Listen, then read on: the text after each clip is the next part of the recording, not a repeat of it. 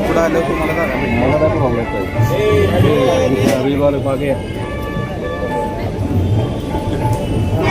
या ठिकाणी दीपप्रज्वलन केलं जात आहे।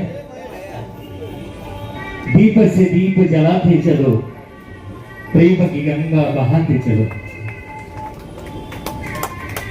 तुम्हा सर्वांचे नेते महाराष्ट्र राज्याचे माजी मुख्यमंत्री पृथ्वीराज चव्हाण बाबा यांच्या शुभ हस्ते सन्माननीय भानुदास माळी राष्ट्रीय काँग्रेसचे ओबीसी सेलचे उपाध्यक्ष सन्माननीय नामदेवराव पाटील सातारा जिल्हा काँग्रेस कमिटीचे नवनिर्वाचित अध्यक्ष सन्माननीय सुरेशराव जाधव माजी जिल्हाध्यक्ष सन्माननीय राहुलराज पवार या सर्व मान्यवरांच्या शुभहस्ते या ठिकाणी दीपप्रज्वलन होत आहे। दिव्यानं दिवा लावत गेलं की माणुसकीचं एक सुंदर जग तयार होतं आणि अशा कर्तृत्वशील ज्योती जर एकत्र आल्या तर समाज प्रकाशमान व्हायला वेळ लागत नाही। आताच्या या ठिकाणी कार्यक्रमाचं दीपप्रज्वलन झालेलं आहे। सर्व मान्यवरांना विनंती आहे की आपण स्थान ग्रहण करून घ्यावं। कार्यक्रमाचे दुसरे प्रमुख पाहुणे हनुमंतराव पवार साहेब एक 10 मिनिटांमध्ये या ठिकाणी पोहोचतायत। सर्वांना बसले ज्या खुर्चीवरती यशवंतराव चव्हाण बसले त्या खुर्चीवरती नामदेव तुम्हाला बसायचं आहे आणि काम करत असताना निश्चितपणाने या जिल्ह्यातला बहुजन समाज जेवढा असेल त्या सगळ्यांना बरोबर घेऊन या गावगाड्यामध्ये घेतल्याशिवाय आपल्याला या जिल्ह्याचं तालुक्याचं आणि महाराष्ट्राचं राजकारण करता येणार नाही। ही भूमिका सातत्याने बरोबर ठेवून नजीकच्या भविष्य काळामध्ये आप्पा आणि माननीय बाबांच्या नेतृत्वाखाली आपण सर्वजण बाबांचं नेतृत्व मान्य करतो। आज बाबांची तब्येत जरी वीक असली थोडसा अडचण असेल, परवा मी बाबांच्याकडे बसलो होतो, मला बाबांनी काय काय सांगितलं, देशामधल्या अनेक नेत्यांची ओळख करून देतो म्हणजे अशोक गेहलोत असतील, बाकीचे नेते असतील, ह्या सगळ्या नेत्यांना मी घेऊन जातो म्हणजे त्यांच्या बरोबर आणि तुझी तिथं ओळख करून देतो।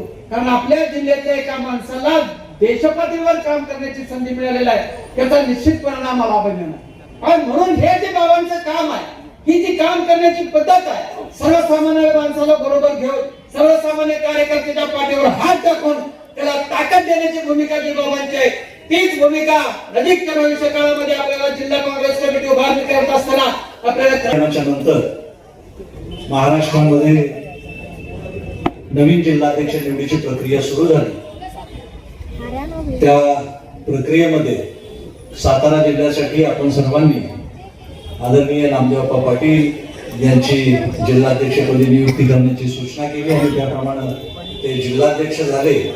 आज बाप्पांच्या पदग्रहण समारंभासाठी उपस्थित असलेले देशाचे नेते, आपले सर्वांचे मार्गदर्शक आदरणीय बाबा, या कार्यक्रमाला मार्गदर्शन करण्यासाठी उपस्थित असलेले महाराष्ट्र प्रदेश काँग्रेस कमिटीचे सरचिटणीस आणि प्रवक्ते आदरणीय आमचे सहकारी मित्र आणि सध्या महाराष्ट्रात फार लाडकं असं व्यक्तिमत्व म्हणून उदयाला येत असलेले माननीय हनुमंतराव पवार साहेब, या कार्यक्रमाला उपस्थित असलेले जिल्हा काँग्रेस कमिटीचे सर्व माजी अध्यक्ष, त्यामध्ये सुरेशराव आहेत, रणजितराव आत्ताच प्रकृती बरी नसल्यामुळं ते या ठिकाणावरून आता गेलेले आहेत, आपले शिवराजी मोरे महाराष्ट्र प्रदेश युवक काँग्रेसच्या अध्यक्षपदाची धुरा सांभाळल्यानंतर संपूर्ण महाराष्ट्रभर युवक काँग्रेसचा एक नवा आवाज तुम्ही सगळेजण पाहत आहात। वेगवेगळ्या आंदोलनाच्या माध्यमातून त्यांनी उभं करत असलेलं काम हे भविष्यातील काँग्रेस नवयुवकांच्या साथीनं नवी भरारी घेईल अशा प्रकारचं काम महाराष्ट्रभर करतायत आदरणीय शिवराज मोरे साहेब। आपले सर्वांचे सहकारी आणि ज्यांची नुकतीच अखिल भारतीय काँग्रेस पक्षाच्या ओबीसी सेलच्या उपाध्यक्षपदी निवड झाली ते माळी साहेब, या व्यासपीठावर खूप लोक उपस्थित आहेत, आपण सगळेजण बराच वेळ या ठिकाणी उपस्थित आहात। आज खूप आनंद झालेला आहे। बाबा आज बऱ्याच वर्षानंतर काँग्रेस भवनाच्या समोर मंडप घालून आपण एक चांगली सभा या ठिकाणी आयोजित केली। सभेच्या समोर बसलेले सगळे लोक पाहिल्यानंतर सगळे जिल्हाध्यक्ष आहेत, जिल्ह्याचे पदाधिकारी बरेच समोर बसलेले आहेत की ज्यांची खऱ्या अर्थानं काँग्रेस पक्षावर प्रेम आहे, निष्ठा आहे, आदर करतात काँग्रेस पक्षाचा, विचारधारा मनामध्ये घेऊन काम करतायत, असे सगळे कार्यकर्ते या ठिकाणी जमलेले आहेत. आज आपण बाबांचं आणि हनुमंतरावांचं भाषण ऐकायचंय. मी अजिबात बोलणार नाहीये, परंतु सातारा जिल्हा काँग्रेस कमिटीची जी परिस्थिती आहे ती आपल्याला सगळ्यांना माहित आहे आणि या धकाधकीच्या अत्यंत प्रतिकूल परिस्थितीमध्ये आपल्याला सगळ्यांना नामदेव बाबांना साथ देऊन इथून पुढच्या कालखंडामध्ये काम करायचं आहे आणि ते काम करण्याची शपथ घेण्यासाठी आपण सगळेजण आज या ठिकाणी जमलेलो आहोत. बाबा अतिशय प्रकृती व्यवस्थित नसताना सुद्धा ते इथे आले, आपल्याला सगळ्यांना मार्गदर्शन करणार आहेत, आशीर्वाद देणार आहेत, इथून भविष्यातली लढाई कशी लढायची त्याबद्दल मार्गदर्शन करणार आहेत. मग बाबांचा हा आदर्श घेऊन आपण सर्वांनी भविष्य काळामध्ये अतिशय चांगली लढाई लढूया. त्यासाठी आपल्याला सगळ्यांना शुभेच्छा देतो. विशेषतः नामदेव बाबांनी जबाबदारी स्वीकारली आहे. आपा फार मोठं आव्हान आपल्या सगळ्यांच्या समोर आहे. तुम्ही एकटे नाही, या जिल्ह्यातला प्रत्येक कार्यकर्ता हा तुमच्या बरोबर राहील. तुमच्या खांद्याला खांदा लावून जे काय आंदोलन या जिल्ह्यामध्ये उभं करायचं असेल, ते आंदोलन असेल किंवा काँग्रेस पक्षाची विचारधारा पोहोचवण्यासाठी जे कार्यक्रम असतील त्या सगळ्या कार्यक्रमांमध्ये आपण सर्वजण आपल्याला साथ देऊया एवढीच आपल्याला विनंती करतो आणि माझं भाषण संपवतो. जय हिंद, जय महाराष्ट्र. आज आपण काँग्रेस पक्षाचे कार्यकर्ते म्हणून काम करतोय. आज नामदेव बाप्पा काँग्रेस पक्षाचे जिल्हाध्यक्ष म्हणून काम करतात. पण खऱ्या अर्थाने या काँग्रेस पक्षाची जन्म संघर्षातून झालेला आहे, चळवळीतून झालेला आहे, सत्याग्रहातून झालेला आहे, आंदोलनातून झालेला आहे. आज जरी जिल्ह्यामध्ये प्रतिकूल परिस्थिती असली तर जिल्ह्यामध्ये आपण सर्वसामान्य हिताच्या लोकांची कामं घेऊन आपण लढा उभा केला पाहिजे, आंदोलन उभं केलं पाहिजे आणि त्या आंदोलनाच्या माध्यमातून जिल्ह्यामध्ये आपल्या काँग्रेस पक्षाचं तत्व येऊन आपण पुन्हा निर्माण केलं पाहिजे. जिल्ह्यामध्ये 8 आमदार विरोधी पक्षाचे आहेत, महायुतीचे आहेत, पण 8च्या 8 आमदार कुठेतरी काँग्रेस पक्षातून, राष्ट्रवादी काँग्रेस पक्षातून ह्या विचारधारेतून आपलं साम्राज्य निर्माण करून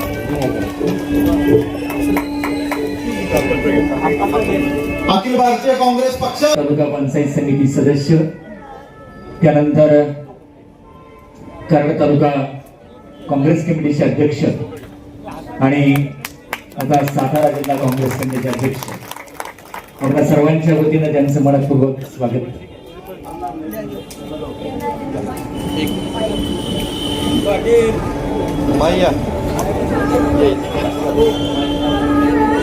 सातारा जिल्ह्यामध्ये ज्यांनी काँग्रेसची पताका देवत ठेवली त्या सातारा जिल्हा परिषद सदस्या देवदास माने, सुनंदा पाटील माई,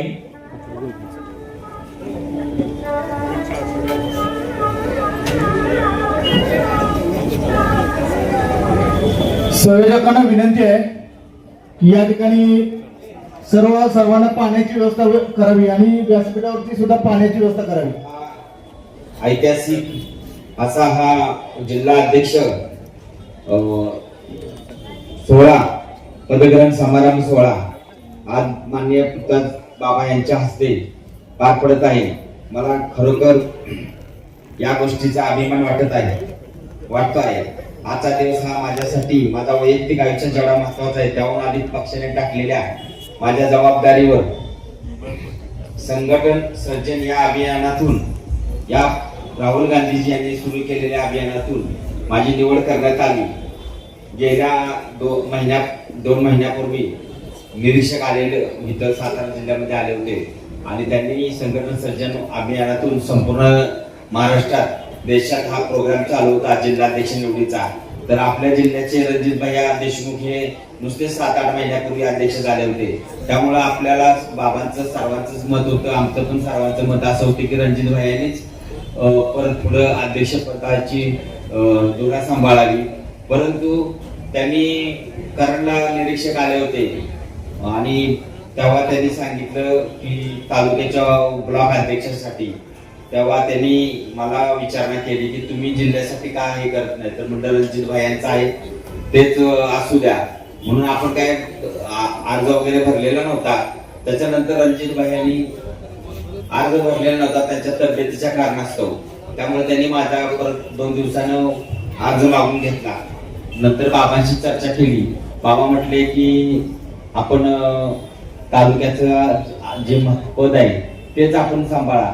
आपल्याला जिल्ह्याचा व्याप आपला उद्योग व्यवसाय बघता जास्त त्रासाचं होईल.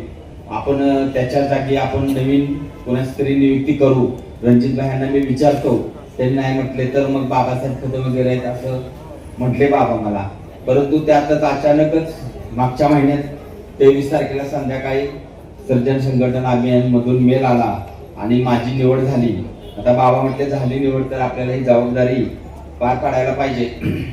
आणि जिल्हा काँग्रेस कमिटीचे अध्यक्ष हा केवळ माझा सन्मानच नाही, तळागाळातील कार्यकर्त्यांचा आणि काँग्रेसच्या विचारसरणीचा सन्मान आहे. आदरणीय तुकाराम बाबा यांच्या वरिष्ठ नेतृत्वाचे मी मनापासून आभार मानतो की मला प्रथमतः तालुका अध्यक्षपदी गेल्या 6-7 महिन्यापूर्वी जबाबदारी दिली. त्याच्यानंतर आपण जिल्हा परिषदेची निवडणूक लढली आणि लगेचच ही माझ्यावरती ही जबाबदारी पडली. सातारा जिल्हा हा क्रांतीचा जिल्हा आहे, पुरोगामी विचाराचा जिल्हा आहे.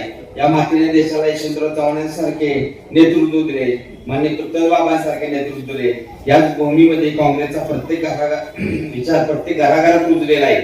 आणि या विशेष म्हणजे काँग्रेस जिल्हा अध्यक्ष म्हणून पहिले यशवंतराव चव्हाण या आपल्या काँग्रेस कमिटीचे जिल्हाध्यक्ष होते. बाळासाहेब देसाई होते, किसनवीर आबा होते, विलासराव पाटील उंडाळकर होते, आनंदराव पाटील नाना, सुरेश जाधव आता यापूर्वी होते, त्याच्यानंतर रणजितभाई देशमुख होते आणि आता माजी जिल्हाध्यक्ष म्हणून निवड झालेली आहे.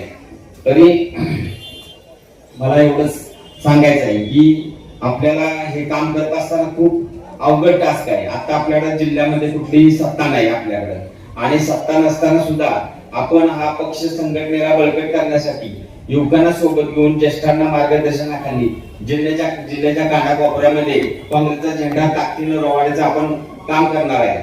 आणि आपल्याला आता थांबायचं नाही, तर प्रत्येक गावागावात बूथवर जाऊन सज्जन संघटन अधिक मजबूत करायचे. लोकशाहीचे मूल्य जपण्यासाठी आणि सामान्यांचे प्रश्न सोडवण्यासाठी आपल्याला रस्त्यावर उतरावे लागणार आहे, संघर्ष करायला लागणार आहे. त्यासाठी आपण मागे हटायचे नाही.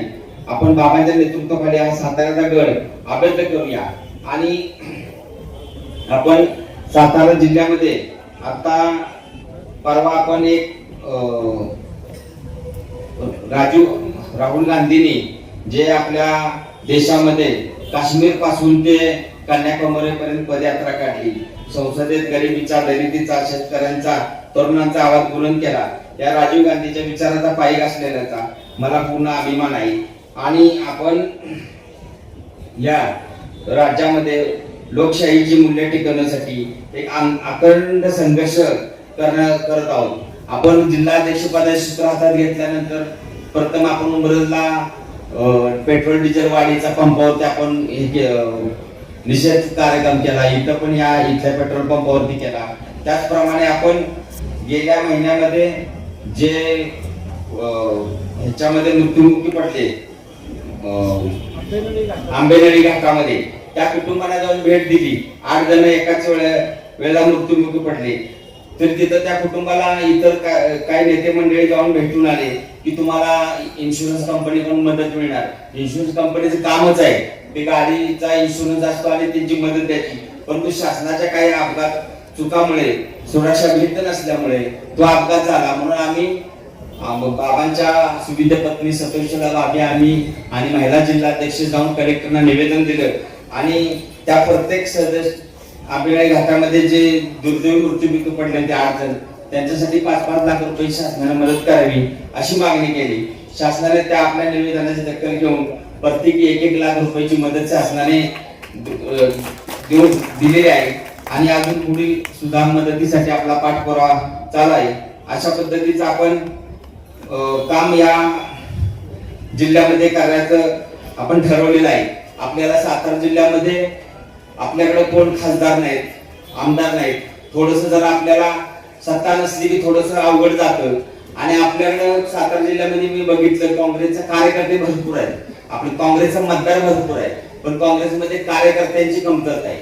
तर आपल्याला इतर पक्षापेक्षा आता राष्ट्रवादी शरद पवार गट असेल किंवा आणि कुठले असतील इतर, त्यांच्याकडे मतदान कमी आहे आणि कार्यकर्ते जास्त आहेत. आपल्याकडे कुठला साखर कारखाना नाही किंवा कुठलं अशा संस्था नाहीत, बँका नाहीत, सहकारी संस्था नाहीत. त्यामुळे आपल्याला कार्यकर्ते आपल्याकडे आपलेच कार्यकर्ते ते कुठल्या तरी आमिष दाखवून इतर पक्ष त्यांच्या पक्षात घेतात, परंतु आपला काँग्रेसला मानणारा मतदार जागेवरून हलत नाही. तर बाबांचं असं मत आहे की आपल्याला आता येणाऱ्या 2029च्या निवडणुकीमध्ये आपल्याला लोकसभा निवडणूक लढायची आहे. कारण देशामध्ये दोनच पक्ष राहणार आहेत, एक भाजप आणि एक काँग्रेस. बाकीचे पक्ष कुठे विलीन होतील, कोण कोणाच्या बरोबर आघाडी राहील.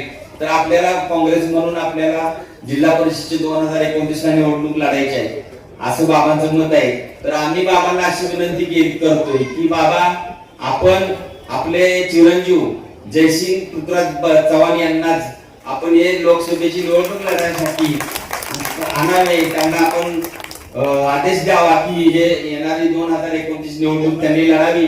आणि आपण आनंदराव चव्हाण असतील, प्रेमलताई काकी असतील, तुम्ही या जिल्ह्याचं नेतृत्व, जिल्हा लोकसभेचं नेतृत्व केलेलं आहे. आणि आपल्या चिरंजीवला सुद्धा नक्कीच हे आपल्या सातारा जिल्ह्यातील लोक, हे काँग्रेसचे लोक नक्कीच आपल्या चिरंजीवना सुद्धा लोकसभेचे प्रतिनिधित्व देतील. आणि आपण तशा पद्धतीनं आपण ते त्याची हे करावी अशी मी सर्व कार्यकर्त्यांच्या वतीने आपणास विनंती करतो. आणि आपण सर्वजण जमलात, तुम्ही सर्वजण कार्यकर्त्यांनी माझ्यावर जो विश्वास दाखवला त्याला मी कधी तडा जाऊन देणार नाही. आणि माझी तुमच्यासारखा प्रत्येक सच्चा कार्यकर्ता ला घेऊन काँग्रेस पक्षाचा सातारा जिल्ह्यावरती एका नव्या उंचीवरती सर्वांनी तुम्ही जर सपोर्ट केला तरच हे आपण काम करू शकतो. प्रत्येक तालुक्यात आपली संघटना, आपली पदाधिकारी, आपल्या सेल असतील, सगळ्या मजबूत करण्याचं काम जर तुम्ही सगळ्यांनी जर सपोर्ट केला तरच हे साध्य होऊ शकतं. आणि तुम्ही सर्वजण मला सपोर्ट कराल, साथ द्याल अशी मी अपेक्षा व्यक्त करतो. आणि माझे 2 शब्द संपवतो. जय हिंद, जय महाराष्ट्र. 1959ला या काँग्रेस भवनच्या वास्तूचं उद्घाटन तत्कालीन काँग्रेस पक्षाच्या जगलेली मंडळी, काँग्रेस पक्षाच्या वतीने रचनात्मक काम जे या महाराष्ट्रामध्ये उभं राहिलं याचा साक्षीदार असलेली ही सगळी जुनी जाणती मंडळी आहेत. तुमच्या समोर उभं राहून बोलत असताना तुम्ही केलेलं मोठं काम, या जिल्ह्याचा असलेला मोठा इतिहास, आदरणीय पृथ्वीराज बाबा यांनी उभं केलेलं काम, हे सगळं मी तुम्हाला सांगायची गरज नाही. हे तुम्हाला माहित आहे, हे तुम्ही जगलेले आहात, अनुभवलेले आहात. हा इतिहास इथल्या मातीनं, इथल्या माणसांनी घडवलेला आहे. या इतिहासाला जमलंच तर सलाम करण्यासाठी मी साताऱ्यामध्ये आलो आणि इथून प्रेरणा घेण्यासाठी मी तुमच्या साताऱ्यामध्ये आलो. महाराष्ट्रामध्ये महायुतीच्या सरकारनं आणि देशामध्ये एनडीएच्या सरकारने जो हुकूमत केलेला आहे, जो धुमाकूळ घातलेला आहे, जे या देशाचं, राज्याचं वाटोळं करण्याचं काम सुरू आहे, त्याला जर थोपवायचं असेल तर त्याची प्रेरणा या सातारा जिल्ह्यामधून, साताराच्या मातीमधूनच महाराष्ट्राला मिळू शकते याचा विश्वास असलेला मी कार्यकर्ता. आता जिल्हाध्यक्षांनी सांगितलं की आमच्याकडे कारखाना नाही, आमदारकी नाही, खासदारकी नाही, कुठली सत्ता नाही, नगरपालिका नाही.